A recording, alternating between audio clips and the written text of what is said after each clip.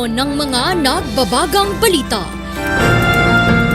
Isang sundalo sugatan sa engkwentro ng mga rebelde at militar sa Abra. Hot pursuit operation sa mga rebelde ikinasa. Bahay ng isang barangay captain sa probinsya ng Abra pinaulanan ng bala. Mga natitirang watershed sa Baguio ang maigting na binabantayan ng mga pulis para sa paghahanda sa El Nino.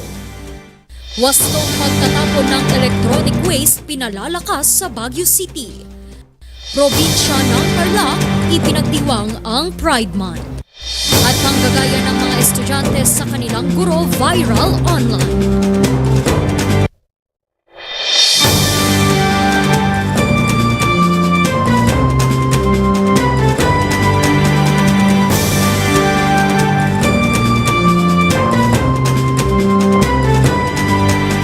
Mula sa RNG Broadcasting Center, ito ang Luzon Headlines.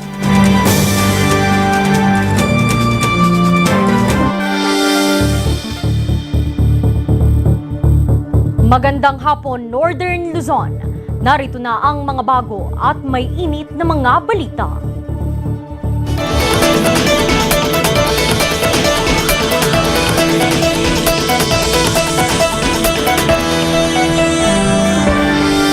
Pinagbabarilang bahay ng isang barangay captain sa Bangged, Abra. Patuloy pa rin namang inaalam ang mga nasa likod ng naturang krimen. Narito ang report. Basag at butas ng mga salamin at pader at nagkalat na mga basyo ng bala. Ito ang resulta ng pamamaril ng isang hindi pa nakikilalang lalaki sa bahay ng barangay captain na si Niveldo Cero ng San Antonio, Bangged, Abra, pasado alas 12 ng madaling araw noong June 22. Dahil sa tawag niya, pinapunta natin yung mga alert team namin para mag-responde sa lugar. Okay, sa kwento ng witness pack, mag-isa lang na naglasad yung bumaril sa kayo nila.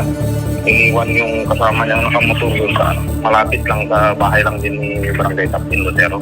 Hindi naman nahuli ang suspect na agad ding tumakas sakay ng motorsiklo.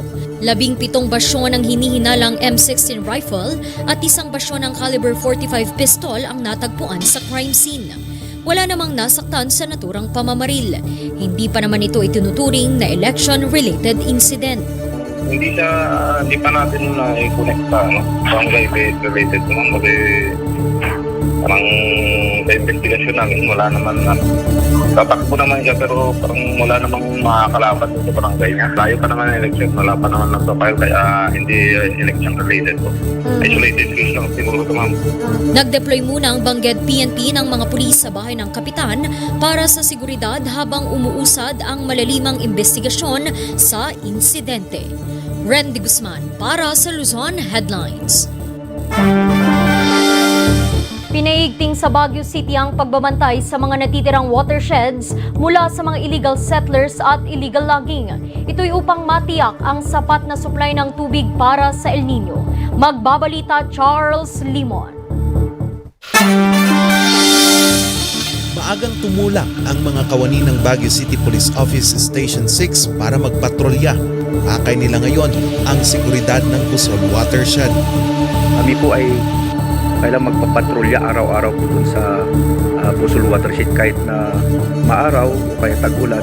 Kailangan talaga namin magpatrolyahan po para maiwasan natin yung mga illegal settlers at saka yung mga illegal logging. Ang watershed kasi ang isa sa mga pinakamalaking pinanggagalingan ng supply ng tubig ng lungsod.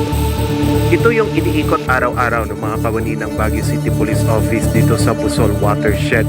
Aabot sa 370 hectares yung kanilang binabantayan. Kaya umaraw man o umulan, patuloy pa rin silang nag-iikot, maprotektahan itong Busol Watershed.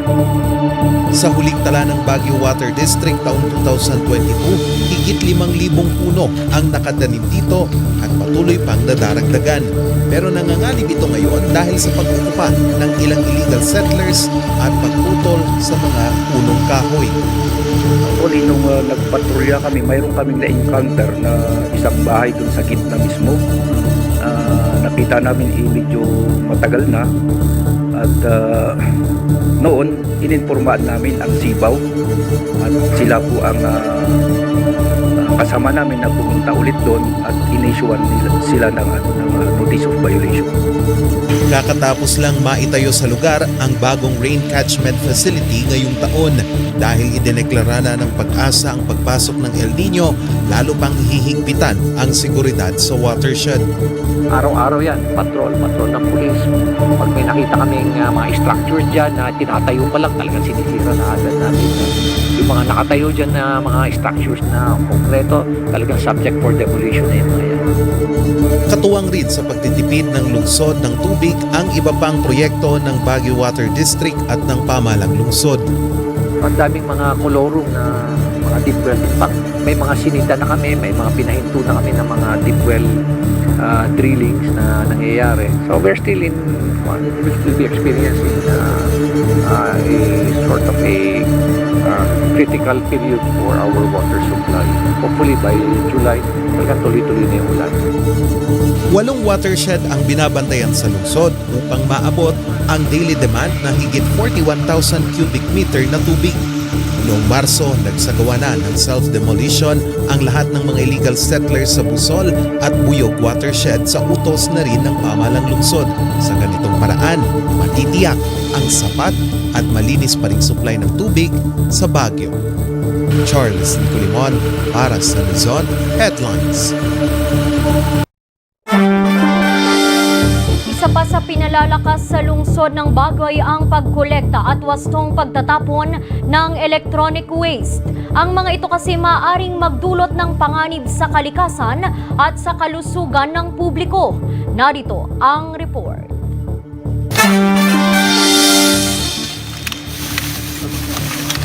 Kada taon, higit sa 20 LED bulb ang nagagamit ni Jonathan. Kapag napundi at wala ng gamit, ito ay kanya nang itinatago. Like sa akin, hindi naman ako pamilyado. Typical yung mga basic lang na ginagamit ko sa bahay. Like bulbs, meron nga TV, cellular phone, computer, yun lang. Ang mga ito kasi ay isang uri ng e-waste o electronic waste. Pero hindi raw dapat ito itinatapon ng basta-basta.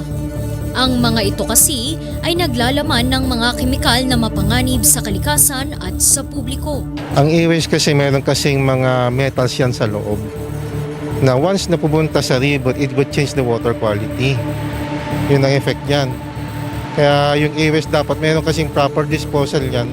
Hindi siya kakumpira ng solid waste.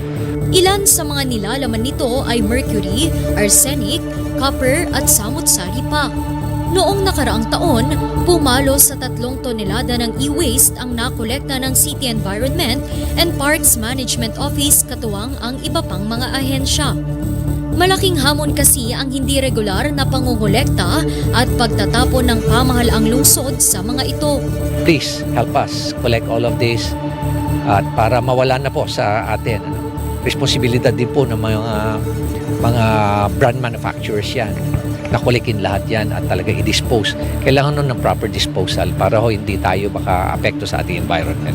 Karamihan sa mga ito ay mga wires, sirang mga charger, cellphone, telebisyon at iba pa.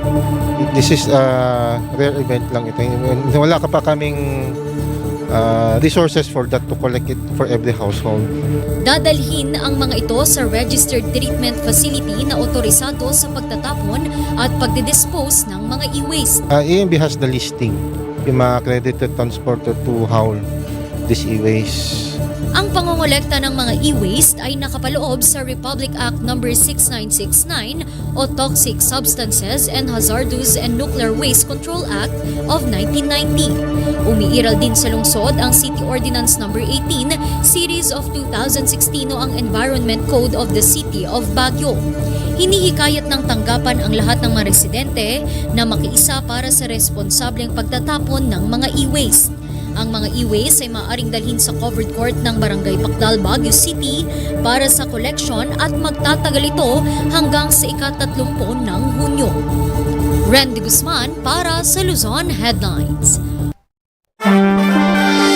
Sa Sa iba pang mga balita, patok pa rin naman hanggang sa ngayon ang pagpapakuha ng mga litrato sa mga St. Bernard sa lungsod ng Baguio. Mga paalala sa wastong pag-aalaga sa mga ito ipinaalala. Magbabalita, Charles Limon. Sanggang dikit na ni MJ ang 2 taong gulang na alagang St. Bernard na si Beto.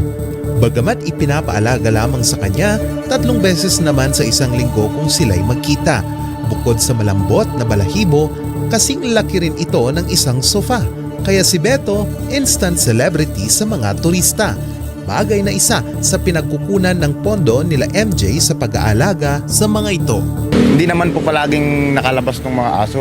May rest day naman po sila. Yung behavior naman po nila, na-training naman po kasi ang mga yun, kaya talagang sanay na sa tao. Kasi pag yung malaki na yung dog na nilabas mo tapos nanibago sa tao, mga iba-ibang tao nakikita, ayun talaga, medyo delikado. Kasi ginagawa nilang business, so they still need to have a business permit with regards to the dogs. Dapat una-una bakunado sila kasi nakakahalubilo nila ang mga tourists and other people. Tapos dapat meron parang animal health certificate din na healthy talaga yung dogs. Ayon sa veterinaryo, lumalaki ang mga St. Bernard ng 70 to 90 centimeters depende sa klase at kasarian na nangangailangan ng malaki, maayos at malinis na espasyo. Ito'y upang mapanatili ang kanilang natural na katangian. Kasama yan sa kanilang freedom na dapat nakarelax sila, may ample space sila, hindi sila yung nakasiksik. Imagine mo na lang yung giant nakakonsumibo, hindi naman magandang tingnan. So these are dogs na medyo active, lalo pag nagpapis sila. Alis ng umaga, lilinisan na rin po nung may-ari yung kulungan. Kaya pag binabalik namin ng hapon po yung mga dog, malinis na po yung kulungan yan. Bukod dito, nangangailangan rin ang mga ito ng wastong nutrisyon. Isa kasi sila sa mga malapit sa sakit, lalo pa at daang-daang mga turista rin ang nagpapakuha ng litrato. Pag mga ganito na may nakita kaming dog na hindi namin pinapalapit masyado kasi hindi namin alam kung may dalang kung may sakit siya na kwantas. Kaya pag minsan, pag may dumadaan, hindi namin pinapalapit na. Pinapalayo na lang namin yung dog nila. Sa ngayon, nakapwesto si MJ at alagang si Beto sa isang parte ng Wright Park. Charles Nicolimon para sa Luzon Headlines. Ang bahaging ito ay hatid sa inyo ng King's Vita Plus Animal Feed Supplement. Alagang King's Vita Plus, kikita ka na, aasenso ka pa. Sugsunod, mga rebelde at militar nagkasagupa sa Abra. Isang sundalo sugatan. Yan at iba pang mga balita, abangan.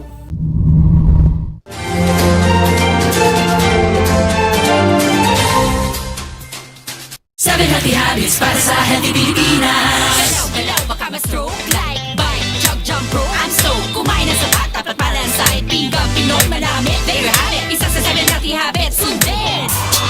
Do it na yan. Pero sundin ay unahin at mamanahin ng mamamayan. Ay healthy Pilipinas. Malakas sa magandang bukas. Ang bawat Pilipino sa mundo. Sa ulado ang pitong ito. 7 healthy habits, go na go!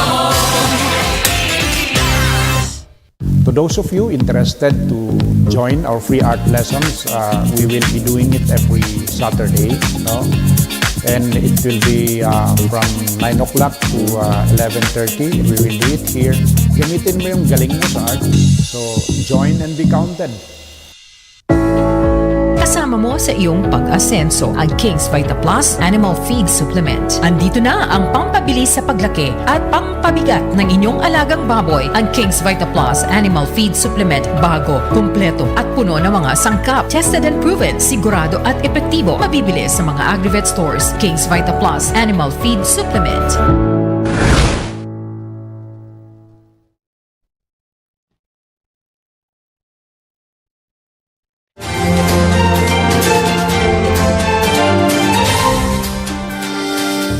Tumagal ng 30 minuto ang bakbakan ng militar at mga rebeldeng CPP-NPA sa barangay Nagilian sa bayan ng Sanlapadan, Abra. Isang sundalo ang kumpirmadong sugatan habang ikinasa naman ang isang hot pursuit operation. Ang latest update sa report ni Charles Limon. Higit Higit 10 miyembro ng Komiteng Larangang Gerilya ng North Abra ang nakasagupa ng 102nd Infantry Manso Battalion sa sitio Mangmangga sa barangay Nagilian sa Lapadan, Abra. Nangyari ang sagupaan kahapon bandang alas 2 ng hapon. Doon sa information ay sinangguni ng isang concerned citizens sa ating mga kasundalohan ng mga tropa ng 102nd Infantry Battalion ay umaksyon yung ating mga tropa. Then upon verification, ayun nga, nagresulta ng armed engagement na palitan ng motor sa Ilocos, Cordillera at Cagayan Valley. Ito po sa Region 2 ay talagang nagsanipil sa nga po itong Comprog Isabela at Comprog Cagayan sapagkat they are only on one NPA unit. Samantala dito po sa Cordillera, nariyan po ang PLG North Abra, ang PLG Bagas at ang PLG Ampis and all under Ilocos Cordillera Regional Committee. Wala pa namang karagdagang detalye ang inilabas ng militar tungkol sa isinagawang hot pursuit operation. Charles Nicolimon para sa Luzon Headlines. Dumako naman tayo sa probinsya ng Tarlac. Silipin natin ang ilang pakulo ng pamahalaang panlalawigan sa kanilang pagdiriwang ng Pride Month. Free HIV testing kasado na rin. Narito ang mga detalye. At ngayon ko lang sabi mga part ng LGBT, huwag po tayong papayag ng tinatapak-tapakan. Tuwing buwan ng Hunyo, ipinagdiriwang ang Pride Month. Kaya ang probinsya ng Tarlac may samot-saring mga aktibidad para rito. Isa na rito ang pagbubukas ng Pride Gallery sa diwa ng Tarlac Museum. Tampok dito ang mga obra ng mga kasapi ng LGBTQ community. One thing I take pride for being a Tarlacenyo is we are huge allies of humanity. Ano man ang iyong kasarian, dito sa Tarlac, meron kang kakampi. No matter what happens, Tarlac will always be your safe space. And since we're talking about space, what better way to do it than to run? Ilan sa activities na pwede niyong abangan, Pride Fun Run at Pride Night Celebration. Dagdag pa rito ang makulay na Bubble Fun Run at Costume Parade na idaraos sa ika-30 ng Hunyo. Highlight naman ang pagdiriwang Pride Night kung saan magpapasiklaban ang mga drag queen. Alok rin sa aktibidad ang libreng HIV test. Randy Guzman para sa Luzon Headlines. Nako, makinig kayo dito mga mister. Alam nyo bang pwede kayong makulong kapag hindi kayo nagbigay ng sustento kay misis? Ang buong detalye ihahatid ng Ikaw at ang Batas.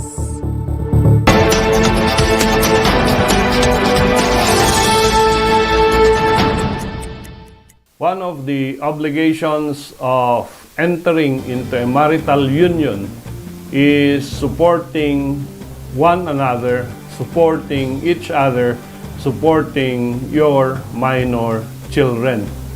But recently, may Supreme Court decision na sinabi ng ating Korte Suprema, hindi lang naman one way ang suporta na dapat itender ng spouse sa kanyang asawa. This was a case where a man was convicted of Republic Act 9262 or violence against women because he failed to render support to his wife. Overseas worker to, umalis siya at wala silang anak but hindi niya nabigyan ng suporta yung kanyang asawa during the time na nasa abroad siya. The Supreme Court said, lalo na dito sa sitwasyon na ito, na wala naman silang anak, ang suporta ay hindi lang obligasyon ng asawa. Dapat magtrabaho, maghanap ng trabaho yung asawa na naiwan sa Pilipinas and not rely solely on the support given by the husband. As it is, based on human experience, dapat ang marriage is a mutual support, not an onerous support from one party to the other. So, yung obligation to support is not a one-way ticket.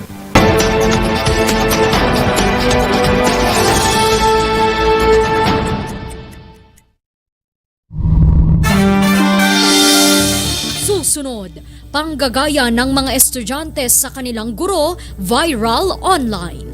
Ang detalye abangan.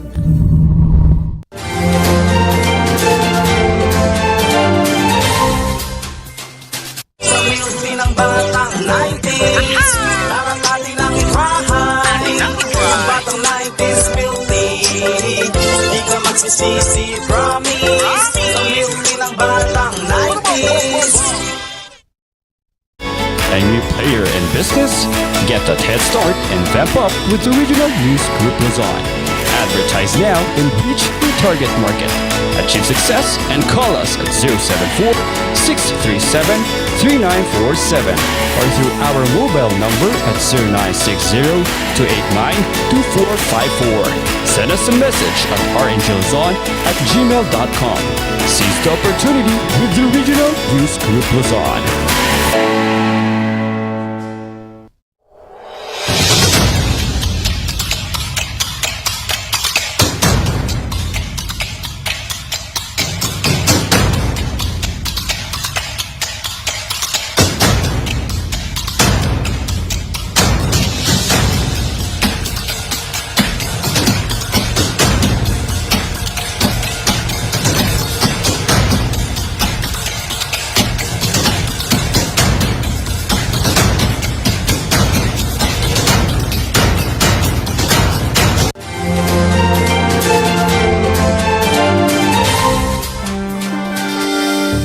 Kinagigiliwan at viral ngayon sa social media ang isang aktibidad ng mga college students sa Baguio City. Ito ay sa paggaya nila ng kanilang guro sa pagtuturo. Nagdala raw ito ng aral at inspirasyon hindi lamang sa kanilang mga sarili kundi pati sa kanilang professor. Narito ang kwento. Find out who will be the worthy title holders. I am Janine. And I'm Prince. We will be hosting The grandest, the most exciting, the most fabulous, and the most awaited search for Mr. and Miss BQM. Hindi ito isang pageant, kundi isang creative way of reporting ng ilang mag-aaral sa ilalim ng klase ni Professor Alvin sa isang universidad sa Baguio City. Ano to, Ross? May kwento ako, Boy. Baguio is one of our favorite place talaga. Pinky loves the friendly ambience talaga. Sabi ni Pinky, the cleaners are very professional and serious daw. Strategic management and total quality management.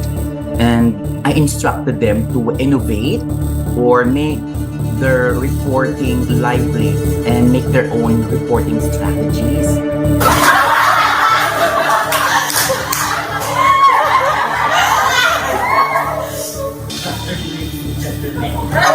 So, ang topic natin ay the total quality management. Introduction na may Pero laking gulat niya nang ang kanyang estudyanteng si Abel ang nag-report sa klase. Ang paraan kasi ng estudyante, gayahin ang paraan ng propesor ng pagtuturo mula sa pananamit hanggang sa pananalita. Years old pa lang akong meron na yan. Thank you so much. Mahirap actually i-capture yung mga thoughts or yung mga attentions ng mga classmates namin. Because to be very honest, our subject was really boring. But thinking again back then, hindi tayo ganun na boring because of the way our teacher was able to discuss us, the way he taught us, the way he taught. Gulat ako, pagpasok ng mga reporters, sabi, bakit ano ito? But no, hindi naman ako na-offend. At least I'm enjoying, and their classmates also, they enjoy the said show or the reporting, the subject itself. Isa pa sa mga nanggaya sa guro ang estudyanteng si Marvin. Anya, dito niya nalaman kung gaano kahirap ang trabaho ng kanilang guro.